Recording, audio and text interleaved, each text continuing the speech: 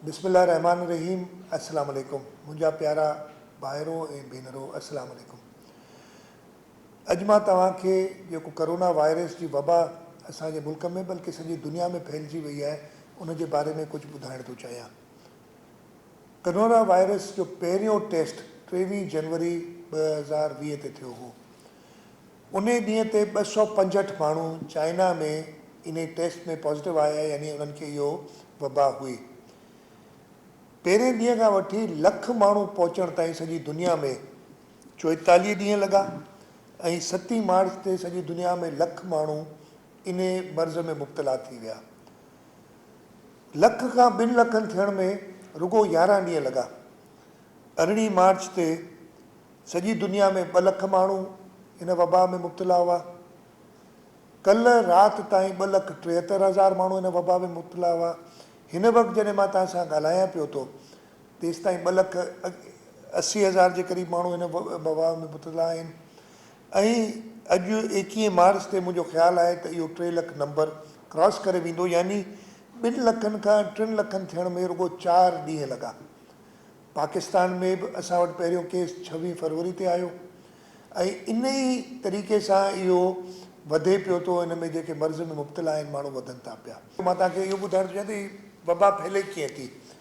अगरि कंहिं हिकिड़े शख़्स खे इहो वायरस आहे, इन वबा में मुब्तला आहे, उहो शख़्स अगरि ॿिए कंहिं सां मिले थो, हथु ॾिए थो उनखे, उन सां एतिरो वेझो थिए थो जो उनजी खंघि या उनजी छिक उन ॿिए माण्हूअ जे हथनि ते या जिस्म ते लॻे थी ऐं उन्हनि साॻियनि हथनि सां अगरि हू पंहिंजे चहिरे खे हथु लाहे थो त उहो ॿियो माण्हू बि उन सां इन्फेक्ट थी वेंदो। हिक ॿिए सां घटि में घटि मिलूं, पंहिंजो जेको डिस्टेंस आहे या फ़ासिलो आहे हिक ॿिए खां उहो घटि में घटि 4 खां 6 फुट रखूं।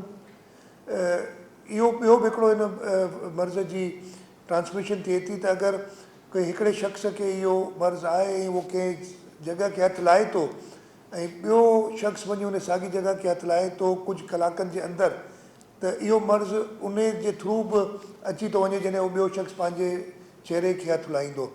त वरी बि हल इन जो इहो ई आहे त ॿाहिरि निकिरणु घटि कयो या ख़तमु कयो या घटि में घटि कयो।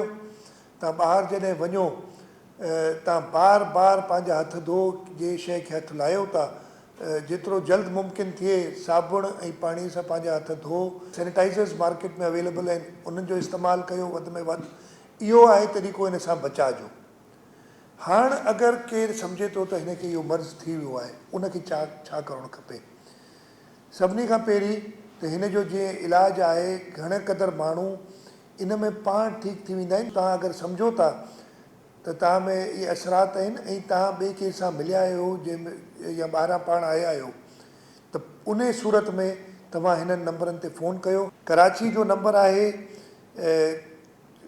99204452। ॿियो नंबर आहे 99206565 ऐं हिकिड़ो मोबाइल नंबर आहे 0316 0111 712।